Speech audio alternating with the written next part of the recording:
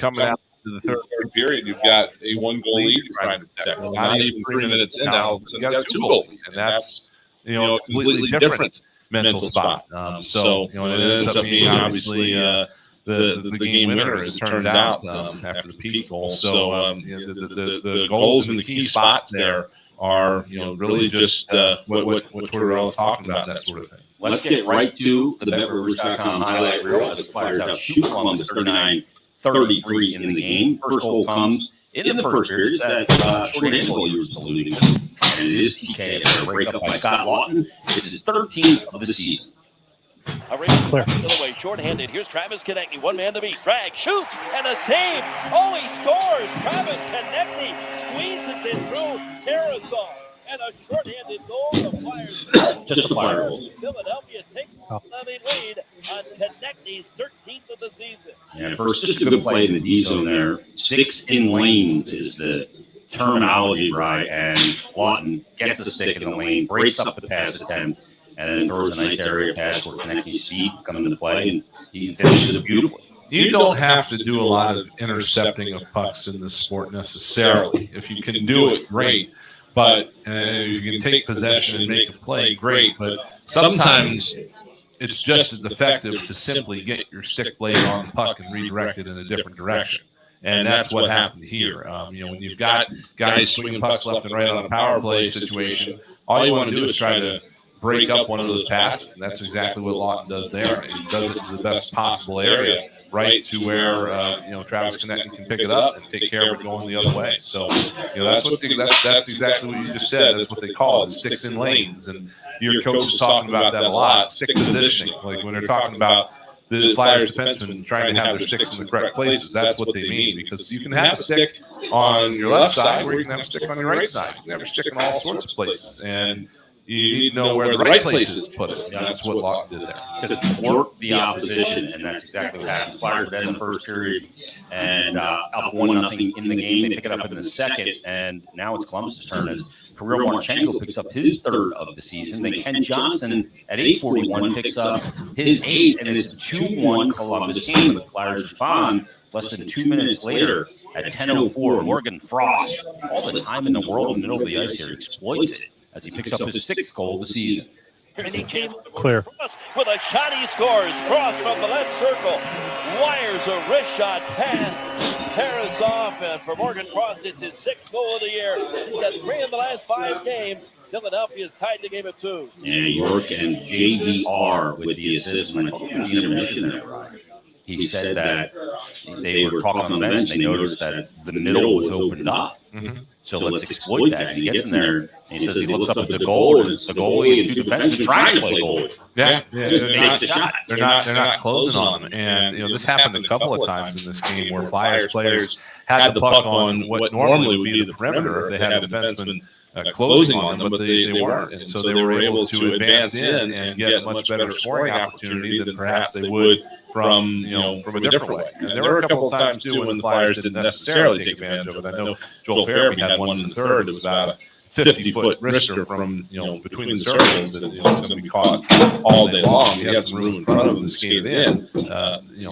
Most of the time when the Flyers saw that, they took advantage of it, and Frost is able to get it through the goalie just from the fact that he was able to come in and take it from 10 feet out instead of having to take it from 15 or 20. And that reminded me of his goal on opening night against the Devils in a way.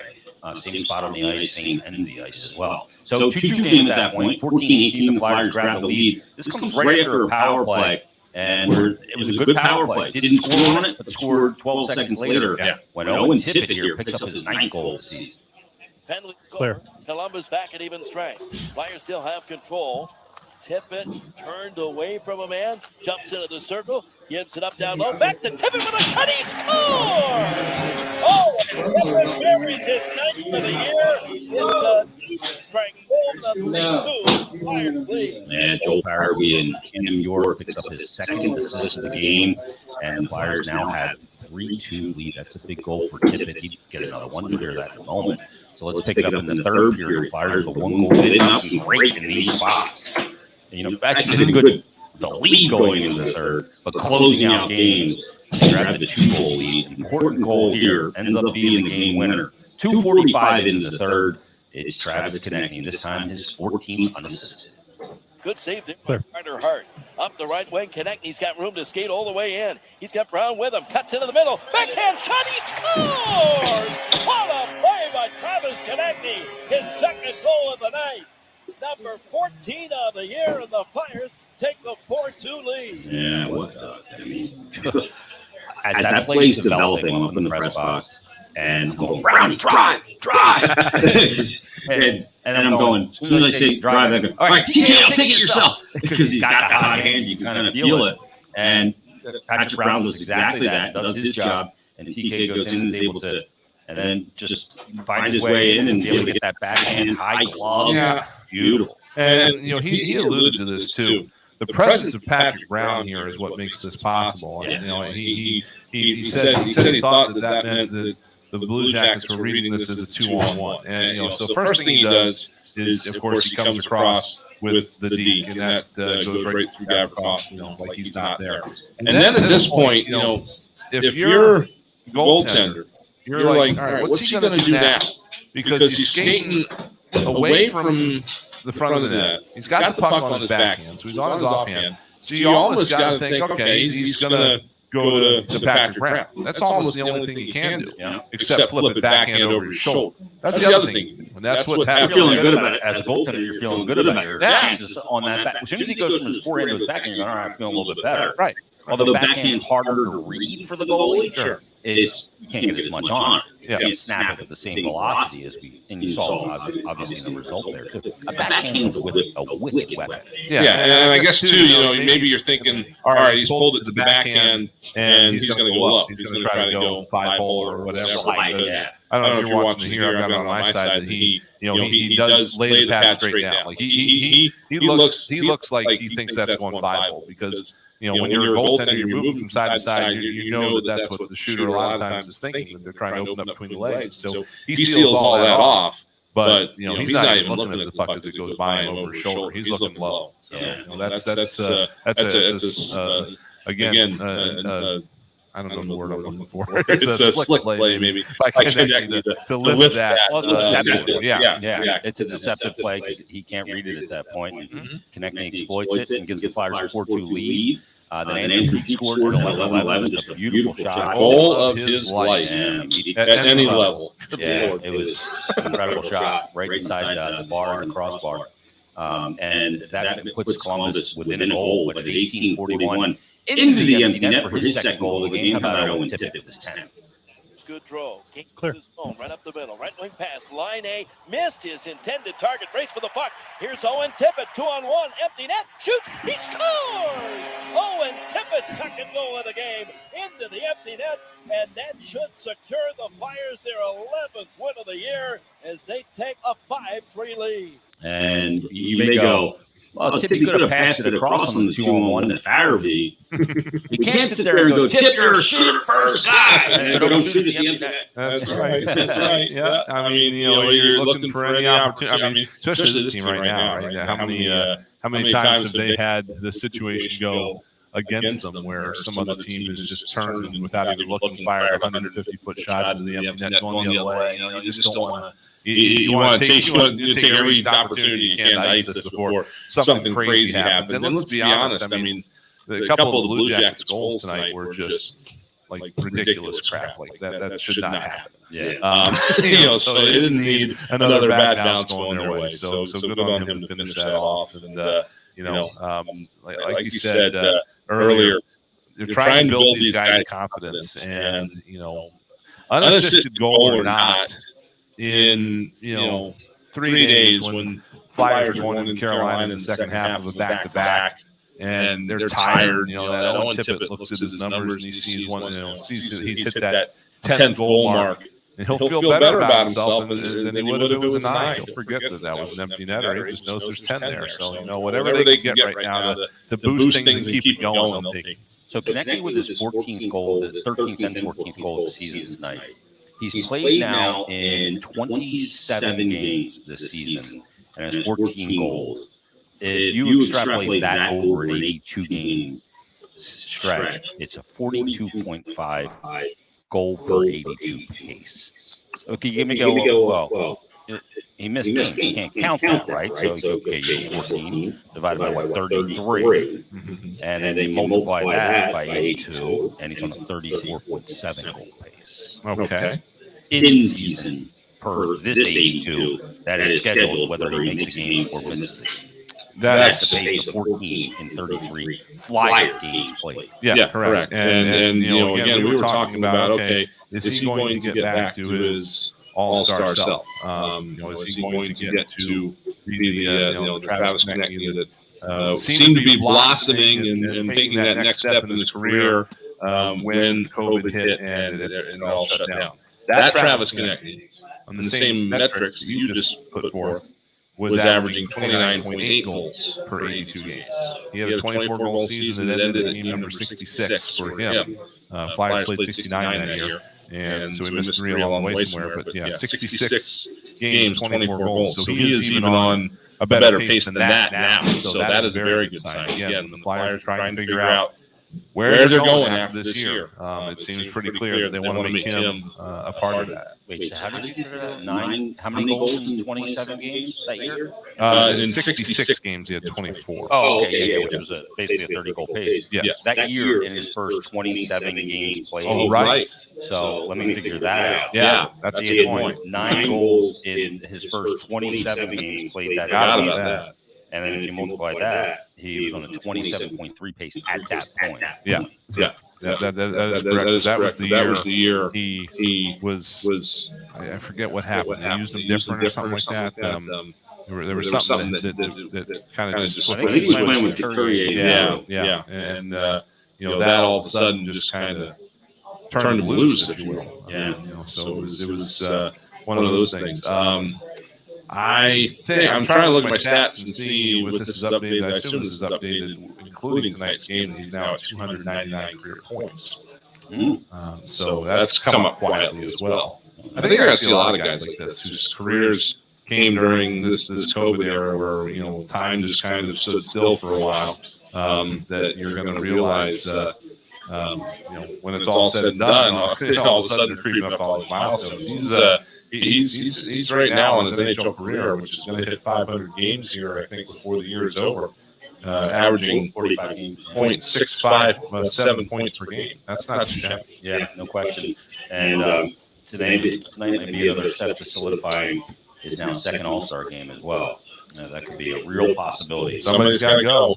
For Travis Konecny. Well, he's earned it. There's no doubt about that. So let's take a time out here on the post-game show.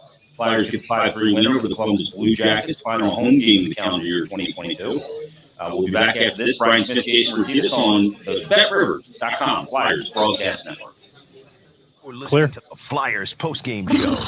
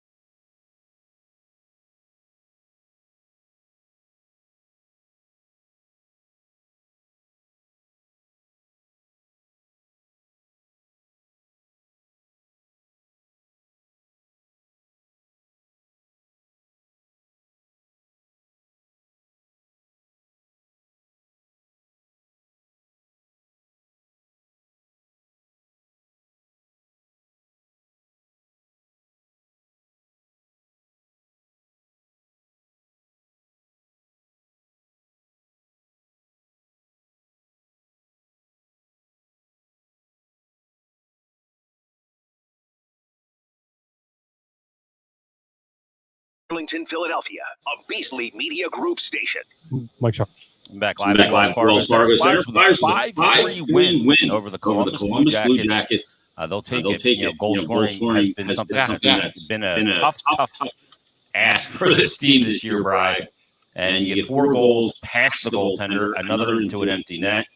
And, just what the doctor ordered, getting that goal scoring, takes a lot of pressure off Hart, allows you to win a game where he gave up 3. Yeah, I mean, again, you look at the whole thing. You're not going to go doing backflips down the hallway over a win over this team, just the way they are right now. But when you look at the some of the surface numbers here, you mentioned obviously the 5 goals, but that they got 39 shots in on the goaltender in this game, and even more obviously total shot attempts. They had another 27 shots not make it to the net. That's the kind of game the Flyers should produce against a team like this. So you're glad that if this was like a 2-1 game or something like that, or if they were outshot and just managed to scrap their way to a win, you would sit here and go, oh my goodness, that's not what we should be seeing against this team. There was the one goal where Ristolainen fell down. I don't remember which goal that was in terms of who scored it, but that was the kind of player you're looking at and going, we should not be giving up that kind of scoring opportunity to this team. But for the by and large, as a body of work, this is how the Flyers should handle a team like this right now. And so it's good to see that they were able to accomplish that. Really is, and you definitely don't want to. I mean, come away from a game against a team like that in the second half of the back-to-back with a loss would be just really disheartening. But to get a win and to get it like that, that's a good thing they can build off of heading into the weekend here. Yeah, no doubt. I mean, the thing with Columbus too is they're banged up, and their blue line for the most part is where they've taken the hits. Flyers haven't taken really the hit at the blue line; they've taken it up front, right? And they have a couple of weapons up there, Gaudreau and Line, and not just to mention the blue line goalies. Yeah, their third goalie tonight, right? Yeah, I mean. Yeah, Korpisalo out, Merzlikins out. And even when those guys were playing, they still couldn't keep it out of the net. But a lot of that's the environment in front of them in the D. I mean, you lose Werenski, who's such a catalyst for that team, that it makes it a really difficult situation for a team like Columbus. They're going to have to outscore teams. And in Flyers, I thought tonight, even though Gaudreau got the 1 assist, I think, in the game, they did a good job on Johnny Gaudreau in limiting, the damage that he could do. Torch told us before the game with Gaudreau, you got to be careful a couple things. A, you can't watch the puck with him because you're a dead man walking if you do. And then you really can't overplay him because, with his speed and the way he moves on the ice, he'll get into the zone, pull up, and then start looking for the cavalry, the late guys coming in. Right. For Torts, it wasn't so much Gaudreau. Obviously, he's very, very, respectful of him and, acknowledges the type of player that he is. But he said at the same time, it's what he does to the other players around him. Yeah, and how much better he makes them. And, when we're talking about Patrick Laine, he doesn't need to be made better than being made better by a guy like Gaudreau. What Tortorella did not want to see happen is that, there was going to be one guy, right, who was designated to be on Gaudreau on a given rush. And what he didn't want to do was have the team panic and have a second guy roll to it. Or, all of a sudden somebody leave a man to go get in the way of a shot or pass or whatever, and then all of a sudden now your defensive structure just falls apart and somebody else is going to put it in. And that's what they did a good job of tonight. You're never going to shut down Johnny Gaudreau. He's always going to get his chances. Tonight he had 6 shot attempts, 3 of them on goal. That's a pretty good evening for me if you're playing against Johnny Gaudreau to only hold him to 3 shots on goal. And, he had a couple that missed wide. But for the most part, they were very, very limited in, what they were going to give him, and they were successful in that tonight. Yeah, and that's such a big part of having success against Columbus. Look, a lot of teams have had success against Columbus. They're in the bottom spot in the Metro. They came into this game tonight with the 3rd lowest points percentage in the NHL, and it's really been a struggle. The acquisition of one player does not fix everything, and the acquisition of one player doesn't fix everything, especially on a team where they've lost so much key talent.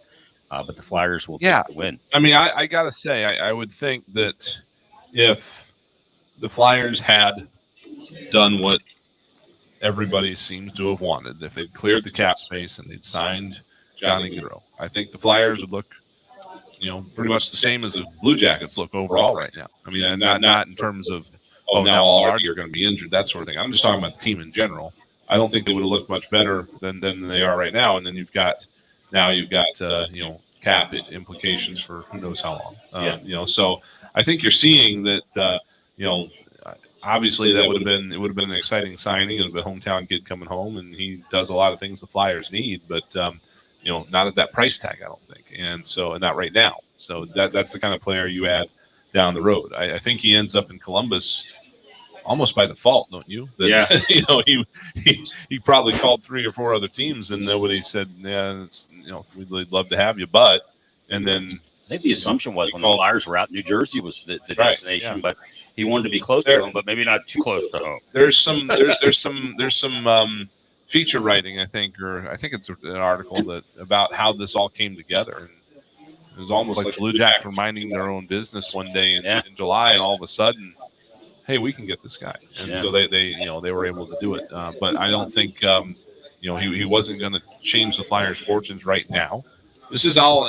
We said this at the time. This is not all to say that somebody like Johnny Gaudreau could not come to the Flyers in 2 or 3 years. Mm-hmm. He's got a long career ahead of him. He certainly could be a Flyer someday. But now is not the time. And I think you're seeing in Columbus, again, an example of why he's not the end-all, be-all answer. Again, granted, they've got a ton of injuries, and maybe if they didn't have it, he would be more effective. But it just goes to show you that one player. Right, exactly. This is such a team sport. I mean, look, Edmonton Oilers have Connor McDavid and Leon Draisaitl. Connor McDavid is playing a video game. He is unbelievable. I mean, it's insane.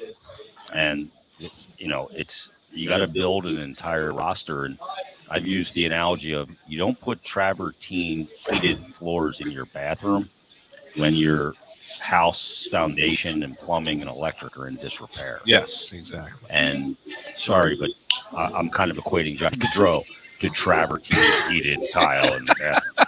It's a nice thing. Yeah, at the right time. Exactly. No doubt about it. Let's take one more timeout. We'll look ahead to the remaining games this week. We've got 2. An afternoon game against Toronto on Thursday. 2 o'clock. Yeah, you better put a reminder in your phone. And then on Friday in Carolina, we'll wrap up before Christmas. So we'll be back after this from the Wells Fargo Center. Brian Smith, Jason Martinez on the BetRivers.com Flyers Broadcast Network. You were listening to the Flyers Postgame Show. We go.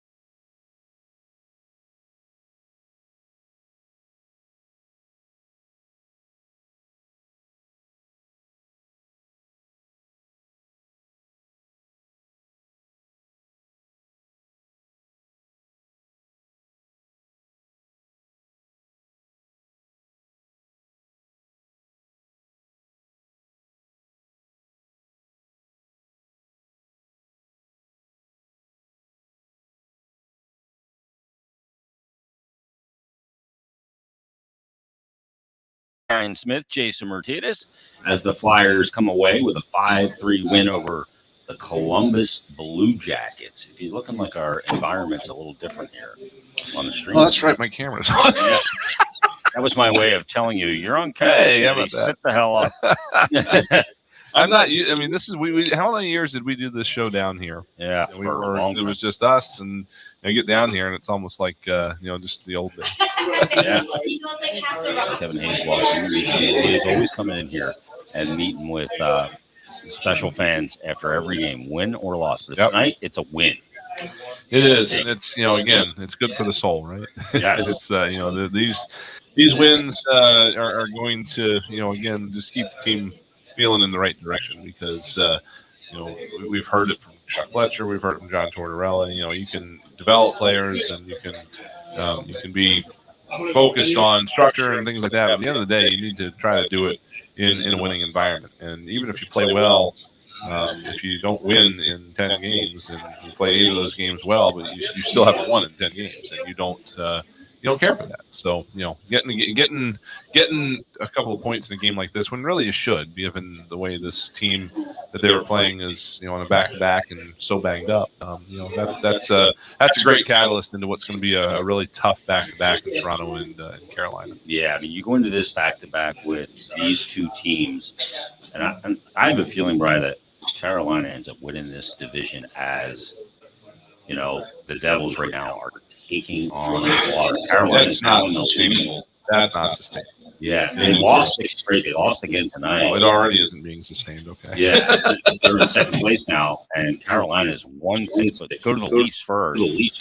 They're 7-2-1 in their last 10, 27-6 on the season, 46 points. Mm-hmm. And obviously, when you're facing Marner, Matthews, and Tavares and Nylander, all that scoring talent that they have, I was saying upstairs in the press box, I wonder how Torts is going to allocate his goaltending in this back-to-back. And I said, I don't want to play either of these teams. I guess it's a matter of do you want to play at 2 or 7? Yeah. An early riser? Yeah. It's a kind of pick your poison weekend, isn't it? Oh, man. I think the best thing the Flyers maybe have going for them when it comes to looking at these two games is that for a lot of times the team that plays at home in the last game before the break, it's a game that you play with one foot on your plane to wherever you're going. It's sometimes the guys aren't really focused on the matter at hand. They're focused on getting the heck out of Dodge. Now, this being said, and I was looking at this just because I was curious as to what was the overall situation. Carolina is at Pittsburgh on Thursday, and they actually have to play it at a normal time, 7 o'clock. So the Flyers are actually going to get into Carolina in Raleigh before the Hurricanes do. So they actually, in terms of the overall situation, will have a little bit of an advantage there. But Raleigh's become, believe it or not, a tough place to play. It has become a very energetic building, and full credit to the Hurricanes organization. That stuff they do after wins, which I forget what they call it, storm surge. Yes, that that stuff has really contributed to the energy there, and so it's become a tough place to play. But that being said, Flyers town bores you to death if you're in there the day before. Nothing to do. But again, the Flyers have 2 extra days off on the back end of the Christmas break. They don't have to play till the 29th.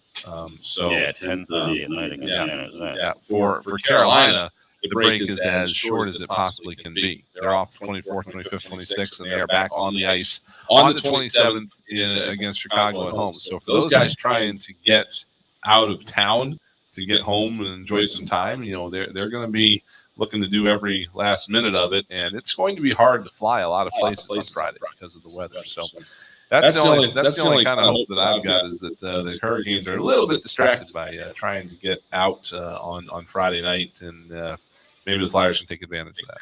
Yeah, no doubt about it. All right, let's wrap things up, and let's get to get home for our last home game of the year. We'll be back here on January 5, I think so.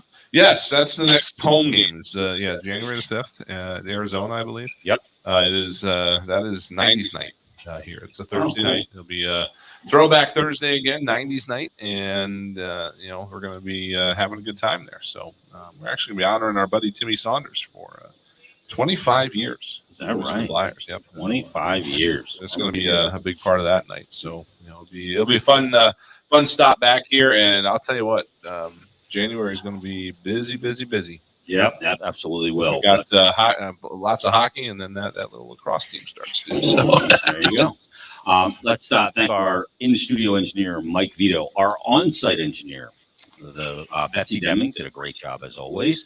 Ray Dunn on highlights tonight.